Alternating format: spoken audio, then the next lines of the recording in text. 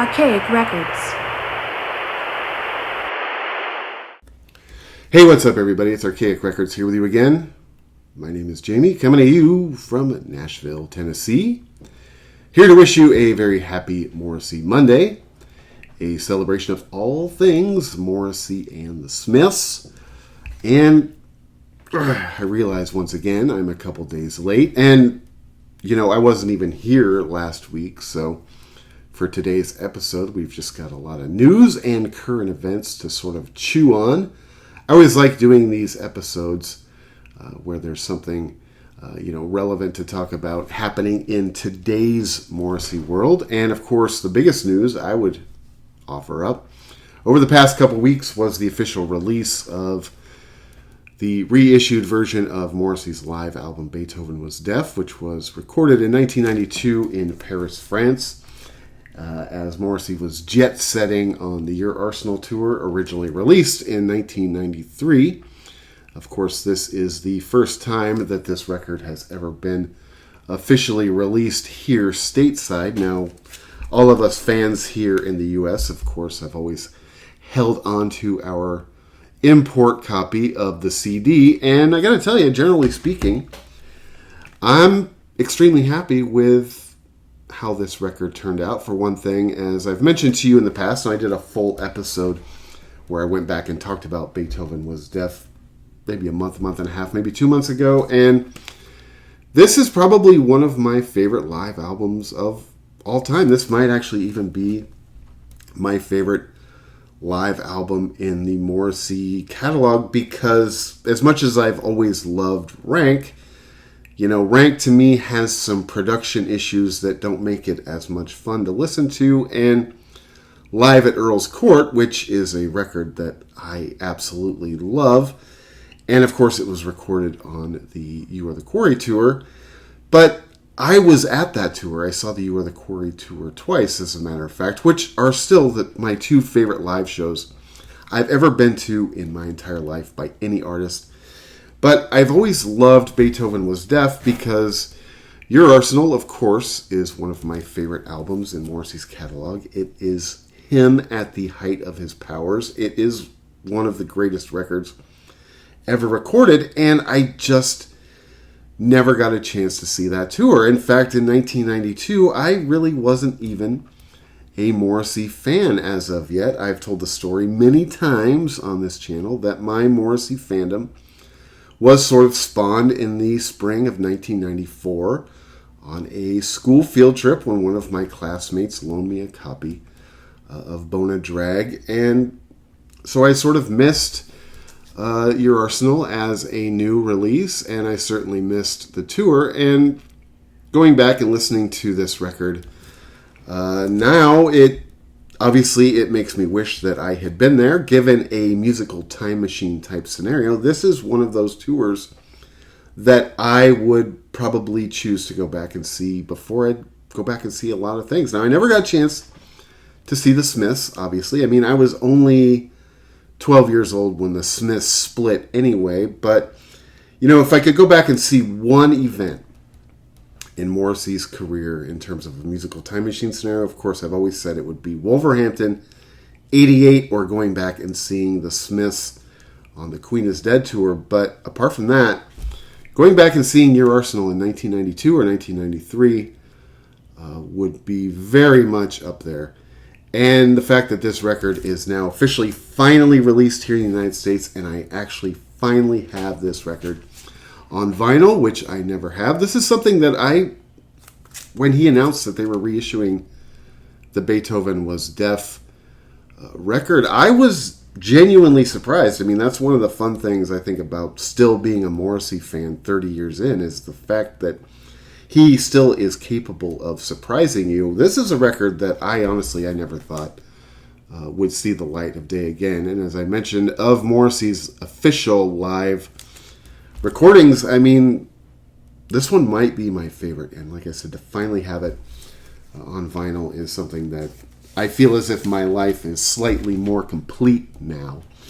But I am actually very happy with the packaging. I have heard some people quibble over the artwork. And generally speaking, this is the artwork that I'm accustomed to. And this is the artwork that, we've all gotten used to over the years. And yes, I generally think that the artwork on the original release is better. But I'm actually really happy with the artwork on this record, despite the fact that it is not, time era accurate necessarily, or at all, really. But I'm generally pretty happy with this release. And like I said, just having this record on vinyl, I've been wearing this record out over the past couple weeks since it finally came out. I love the insert pictures that are on the inside. And of course, personally speaking, I opted for the orange vinyl, which I think is just beautiful. I am extremely, like I said, generally speaking, I'm extremely happy with the outcome of this release. I think it was done beautifully. The artwork is slightly inferior to the original artwork, and of course it's sort of funny to me that the photography on the record sleeve isn't necessarily time era accurate, but at the end of the day, I think it turned out to be awesome, and this record, of course, is now officially on all of the streaming services, which I think is really cool. I've been listening to this record here in my house ever since it came back out, and I've been listening to it in my car, in very heavy rotation on Spotify ever since. Now, what we have to do is we have to get both World Peace and Swords back up on the streaming services, which hopefully will happen at some point in time. But I got to tell you, one thing that the re-release of this record has caused in me is it's basically caused me to have this just craving for more of these live recordings. And as we all sort of sit now in this kind of, bonfire of limbo in regards to Morrissey's newest record, I haven't heard any news on the new album since April. I was just looking it up this morning, and I haven't seen anything new, at least that I'm aware of, since April in regards to the Bonfire of Teenagers record, which at this point may or may not even see the light of day. We're all hoping it does, obviously, but what I'm starting to think is, I'm assuming, now I don't know this as a fact, but I'm assuming that somewhere in the vault, there's got to be a collection of professionally recorded live tapes from Morrissey tours over the years, and I'm to the point now to where, look, if we're not going to get the new record, Bonfire of Teenagers, man, I'm all in on starting to re-release some of these old live recordings, because in my opinion, and yes, I admit that I'm a little bit biased, but in my opinion, Morrissey is one of the greatest live performers in the history of rock and roll. And when he's on, I don't think that there are many people that can even sniff his undergarments, if you know what I mean. And like I just said, this one of the things I love so much about this record is the fact that this record was recorded before I was even a fan. And,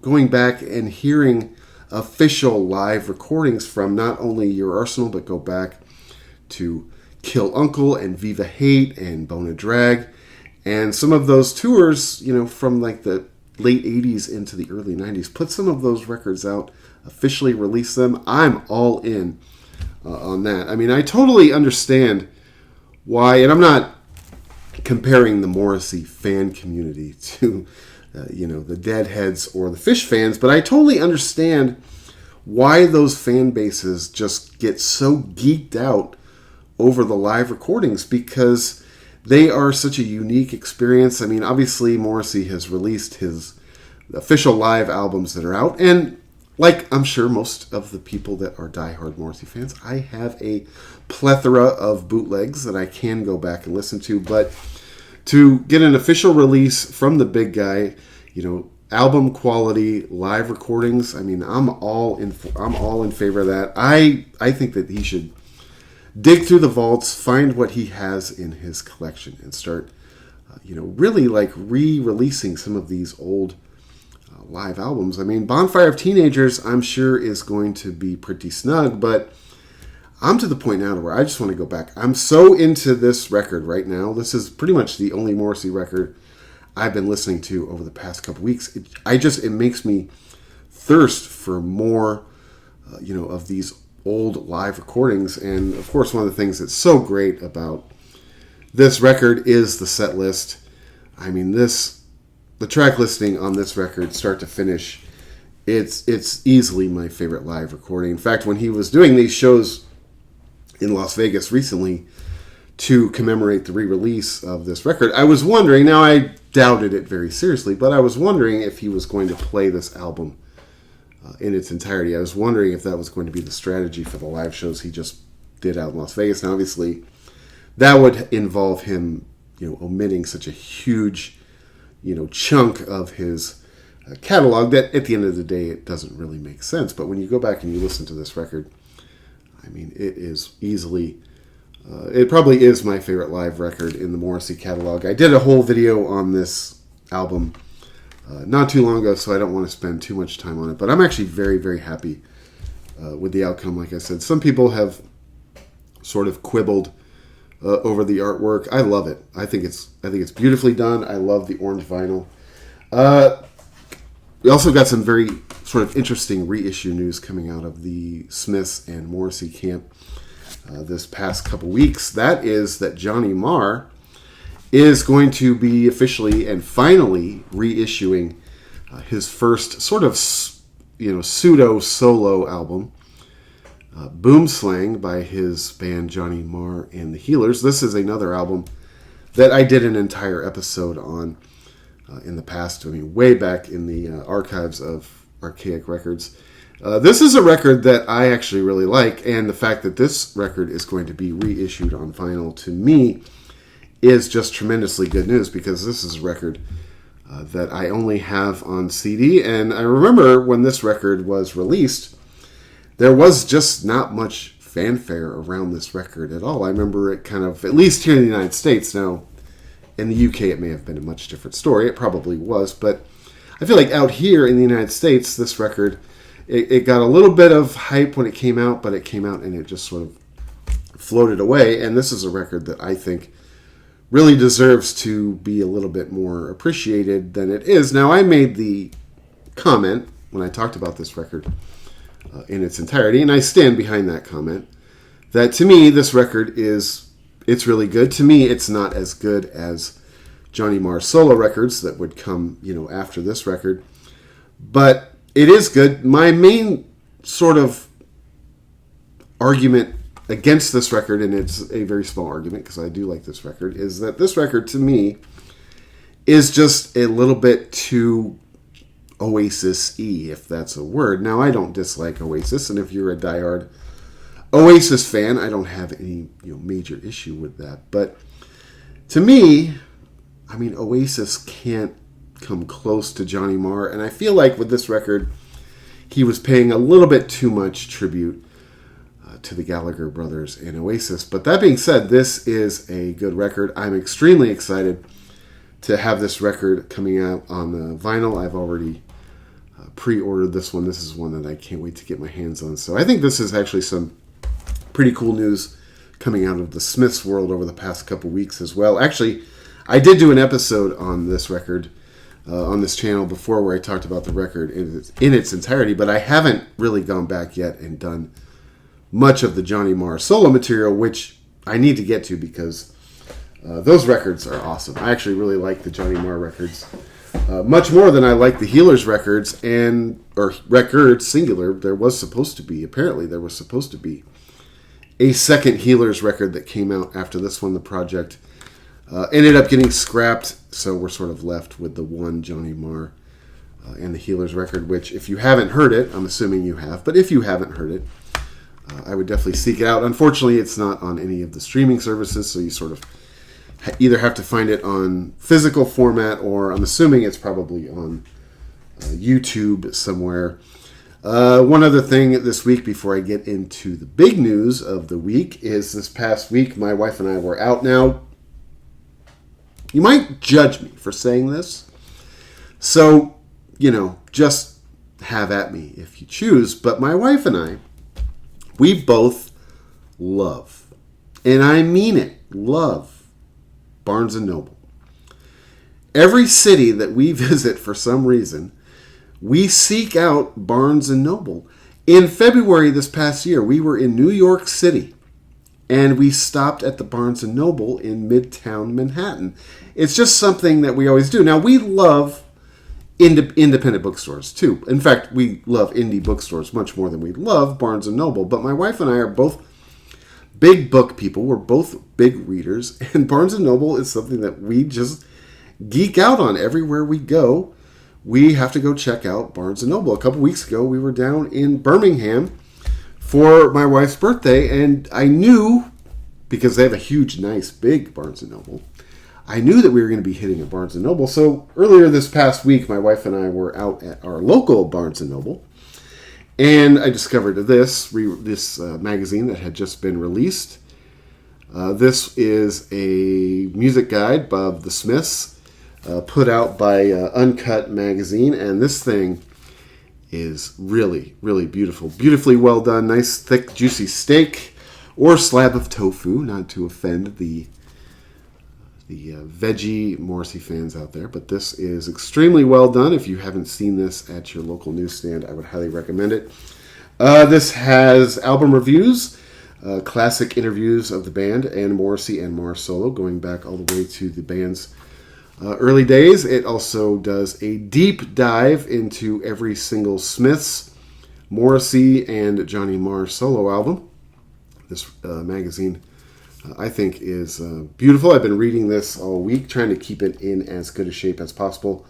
One of the things that I always geek out on when it comes to these old magazines, especially when they put together these collection pieces, is the photography. There's a lot of stuff in here that I hadn't even seen after 30 years of fandom. So if you haven't been able to find a copy of the Ultimate Music Guide of the Smiths by Uncut Magazine, actually last year, Mojo Magazine basically put out their version of what was basically the same thing, although the new one by Uncut is much better. This one also has a lot of old classic interviews and album reviews and interviews with definitely some of the band members, as well as producers and some of the other people that worked with the band. So if you haven't found those at your local newsstand, those are out there right now. And don't you dare judge me for loving Barnes & Noble. Actually, here in Nashville, I got to tell you, as much as I sort of shovel shit on Nashville from time to time,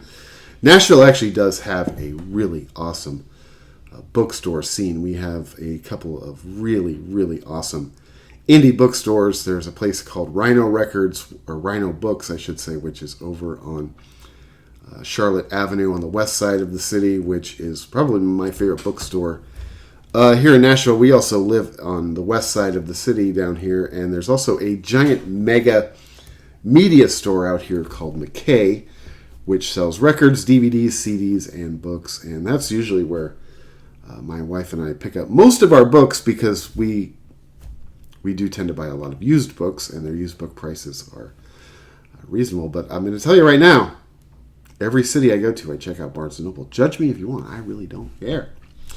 Anyway, the biggest news over the past couple weeks, of course, was Morrissey, just finishing up his 4-show, 2-weekend residency out in Las Vegas. And unfortunately, I was not able to make it out to see those shows in person, because this is just an insanely busy time of the year for me in my real life. And my wife and I were originally planning on going out there for what turned out to be the second weekend, because, of course, he added the first weekend after the demand for the second weekend turned out to be so high.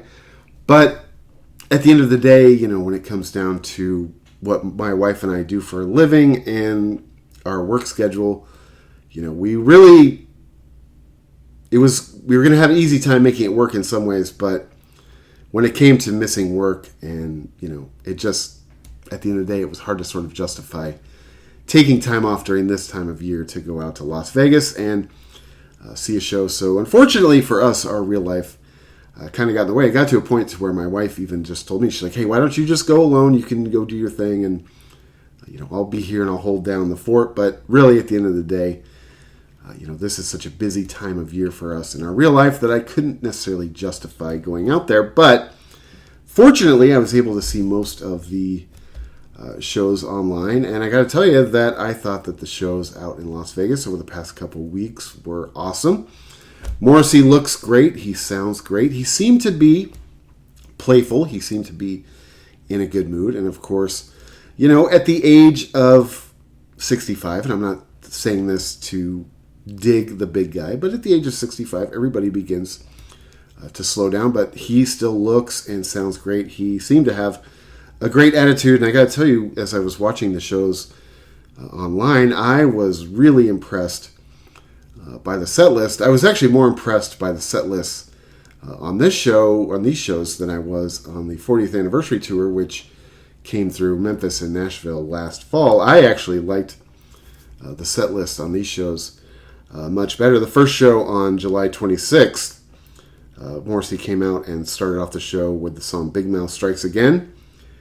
Obviously an old Smith song. I was thinking about this as I was watching that show. I don't remember the last time I actually saw Big Mouth Strikes Again live. I would assume that it's been a minute, probably maybe 2009, because I did not see, in 2009, I was living in Seattle, and I did not see the Refusal tour in 2009, but I did see the Swords tour, and I was thinking about this as I was watching the show. I think I may have seen Big Mouth Strikes Again on the Swords tour in Seattle in 2009. That might be the last time I saw Big Mouth Strikes Again.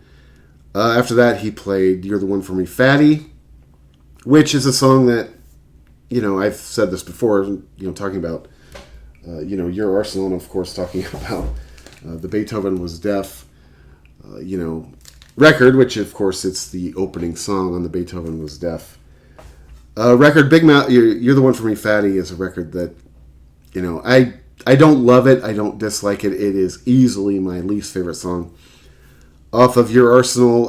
To me, it's the solo equivalent of Girlfriend in a Coma. It's not that I don't like it. It's not that it's a bad song. I've just heard it way too many times, and it's kind of silly and goofy. I love the video. I will say, I never get tired of watching the video for You're the One for Me, Fatty. But, he didn't play that song here in October, I think it was, for the 40th anniversary tour. I mean, he only played one song off Your Arsenal on the 40th anniversary tour, which I thought was a little bit unfair, if I'm going to be honest with you, and that was We Hate It When Our Friends Become Successful, which is a much superior song to You're the One for Me, Fatty. But if you're only going to play one song off Your Arsenal, even We Hate It When Our Friends Become Successful is not, would not be my first choice. After that, he went into I Wish You Lonely off of Low in High School, which, man, I love seeing that song live. It is a song that on the record I like.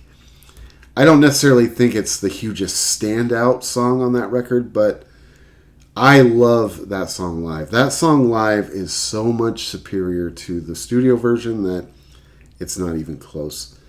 He then went into Gang Lord, which is awesome. I read that this was the first time that he had played Gang Lord since 2017. And that was another song. I don't remember the last time that I saw Gang Lord live.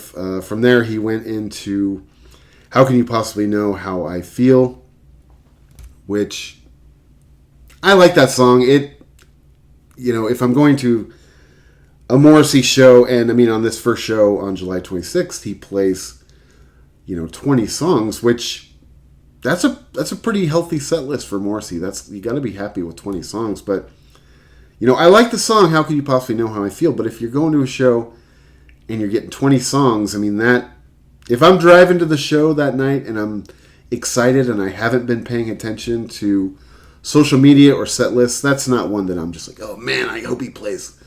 To me, it's a good song, but it would not be one that if I were to write out my dream Morrissey set list, that isn't a song that's going to be on there. The next song is the new song, Sure Enough, The Telephone Rings. He played the song both nights, out here in Memphis and Nashville last year on the 40th anniversary tour, and I don't know, I haven't heard the studio version of this song yet, so I'm only judging it based on these live performances. He also played it on that television show Good Morning New York, where he did an interview last year where he was sort of, talking about the new album. And man, I got to hear the studio version of this song, because sure enough, the telephone rings so far doesn't really do it for me. And the thing that's frustrating about it, especially when you go see these shows live, is Rebels Without Applause is so good that, man, that's the song. If you're only going to play one, song off the upcoming album, that single, Rebels Without Applause, is the jugs.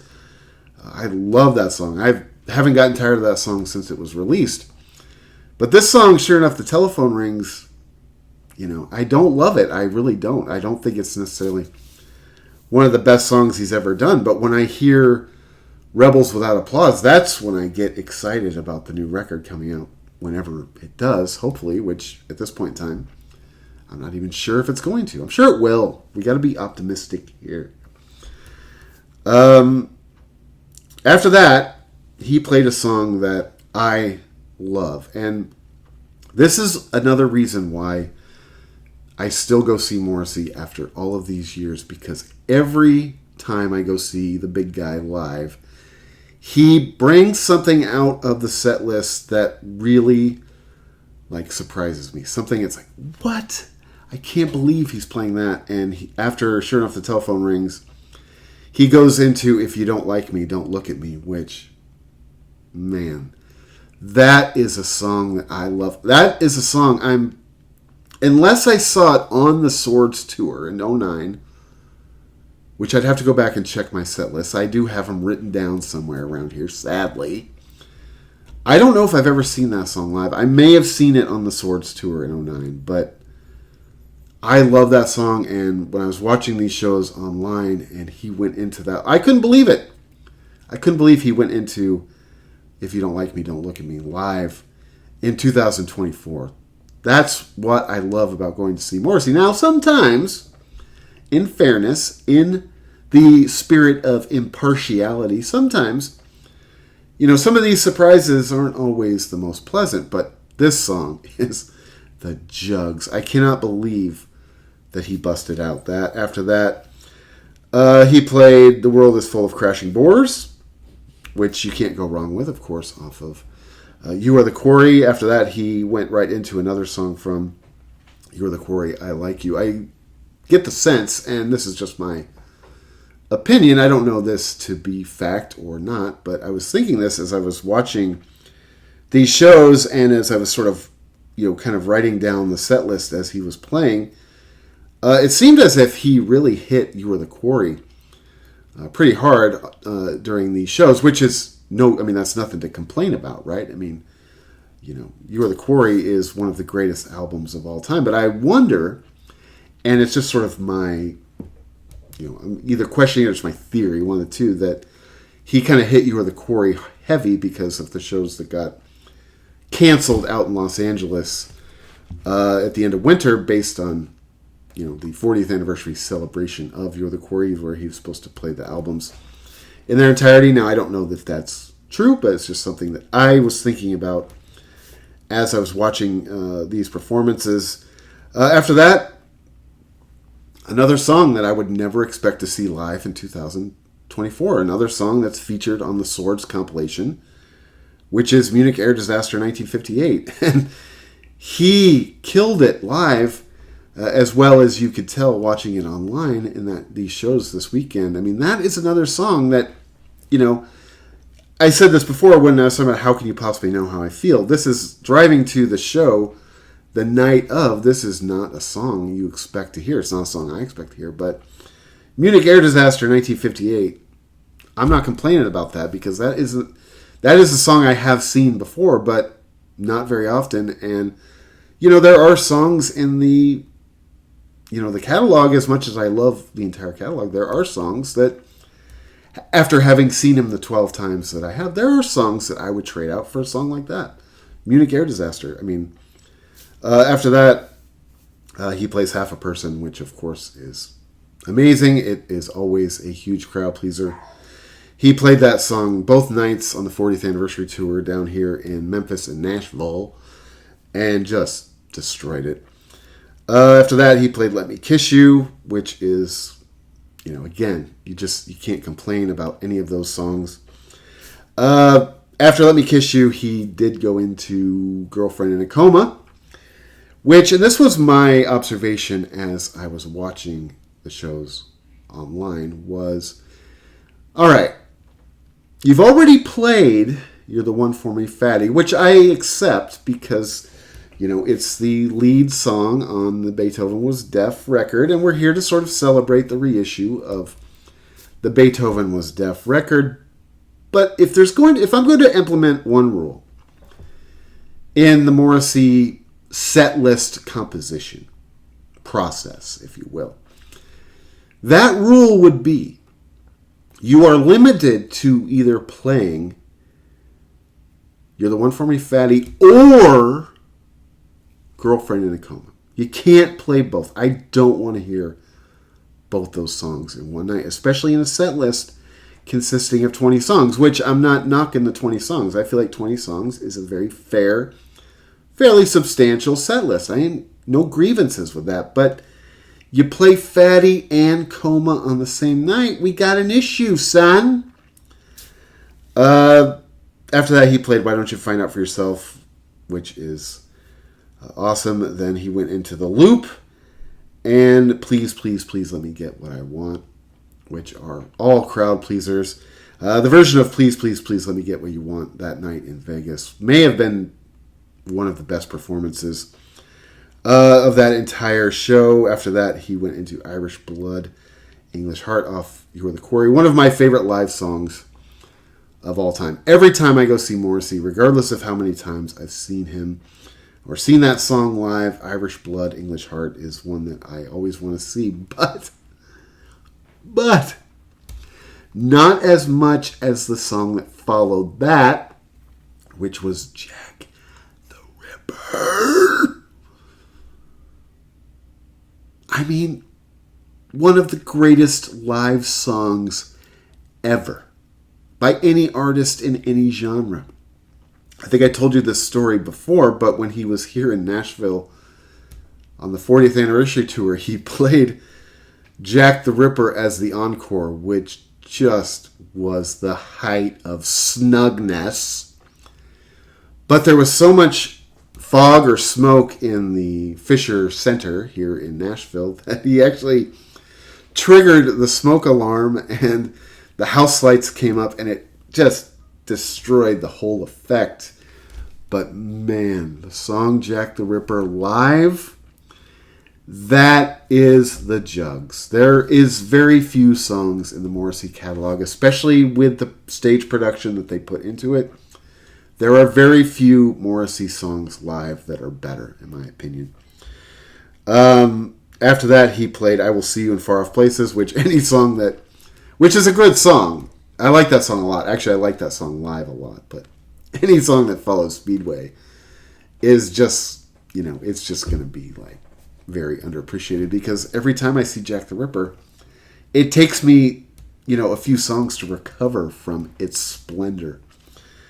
That basically ended out the main part of the set. He came out for an encore, which was the song Speedway, which, man, Speedway is one of my that's easily a top 10 favorite song of all time, especially seeing it live. My favorite Morrissey video of all time is the Speedway live video.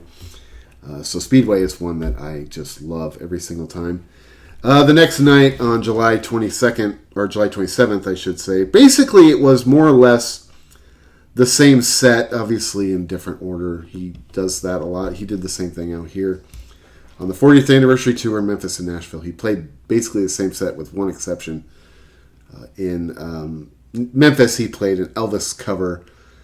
In Nashville, he subbed that song out for Our Frank, which he hadn't played in Memphis. But apart from that, it was the same set list. But in a different order. So on July 27th, he did the same thing, where it was generally the same set list in a different order, with the exception of he replaced Let Me Kiss You with Boy Racer, which, I've said this before, and I don't say this to be negative, but Southpaw Grammar is easily my least favorite album in Morrissey's catalog. I understand that a lot of people like that record. Some people have taken exception with me saying that.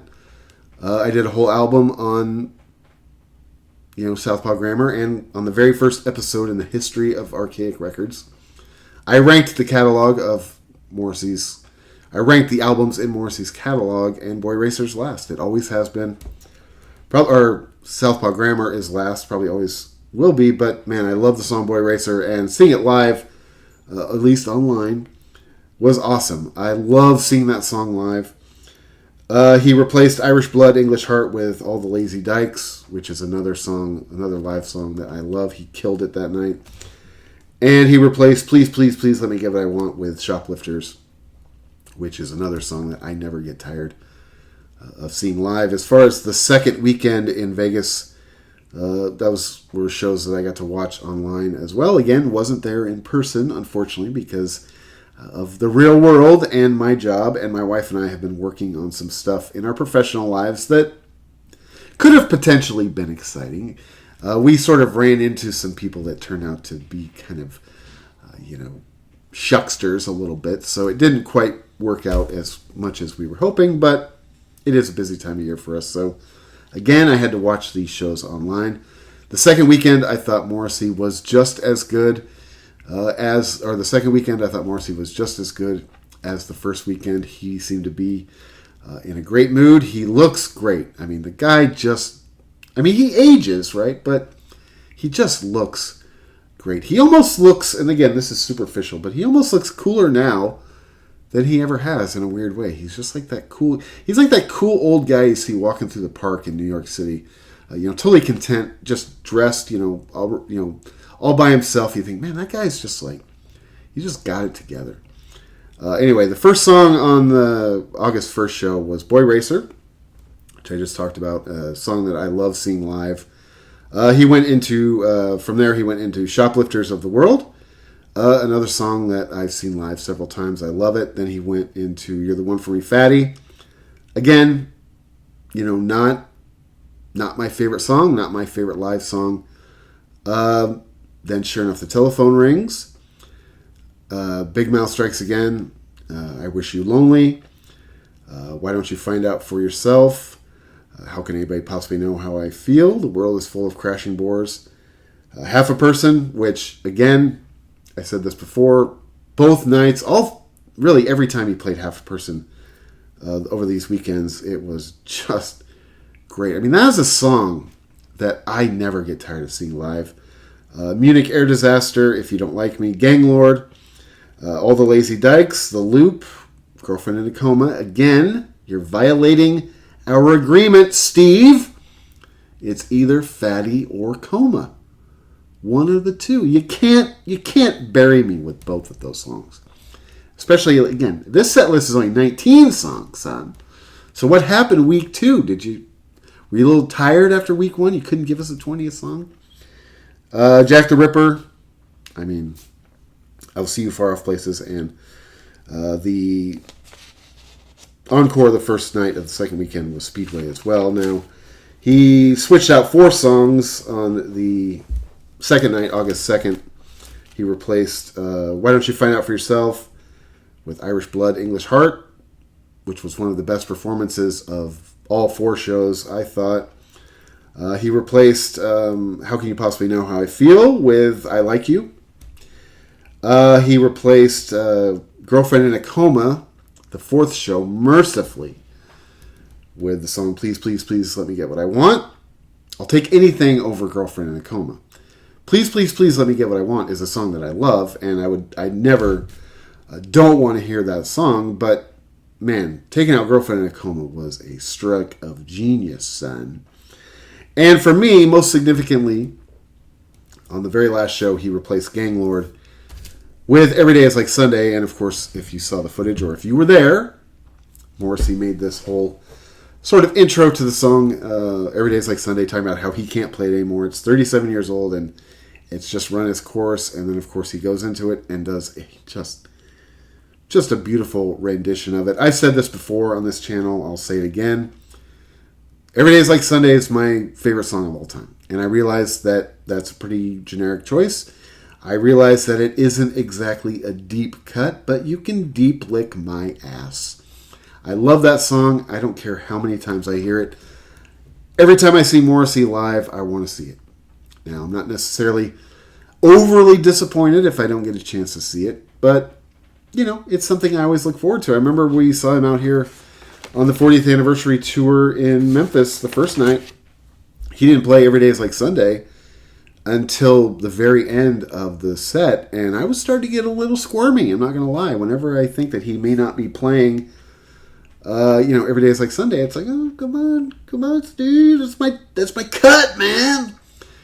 Something about that song, it's just my favorite song of all time. I saw somebody had made a comment, and I don't like to plagiarize, so I will give, I don't know who it was, but this was a comment, and they were talking about how that song is like 37 years old. And it's still a song that, for me, it's my favorite song of all time. And it just resonates with people as if it was written yesterday. I mean, it's the greatest song of all time, in my opinion. And seeing it live just never disappoints. I mean, we saw it out here twice on the 40th anniversary tour. And I'm not going to lie. I mean, every time I hear it live, I start to feel this little well right here. Not proud of it. Anyway, much more big news coming out of Morrissey's camp following what I would claim very successful, I would make the argument were very successful shows in Las Vegas. I think that even if you watched them online like I did, you couldn't have possibly been disappointed. And to be there in person, it must have been a really special experience. I sort of wish I had made the trip after watching them live online. But big news coming out of the Morrissey camp just yesterday that, building off the momentum of these 4 shows out in Las Vegas, this fall, Morrissey is going to be doing a relatively small, although I say it's easy for me to say it's a small tour, doing 14 shows across the central and southern part of the United States, I believe, kicking off on Halloween in Houston, Texas, and running through November 23rd in Waukegan, Illinois. Now, I got to tell you,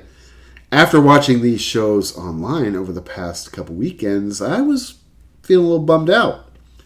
I was starting to feel as if I did miss out on something that I shouldn't have. But then the big guy comes through with some news like this, and I can tell you for sure that I will be at the 2 shows on November 6th in Birmingham, Alabama, and November 7th in Knoxville, Tennessee. I am extremely excited to go see these shows. According to my math, this should be my 13th and 14th shows, and I'm particularly excited about the show on November 6th in Birmingham, Alabama. Now, you can snicker at this if you'd like, but Birmingham, Alabama, son, is the jugs.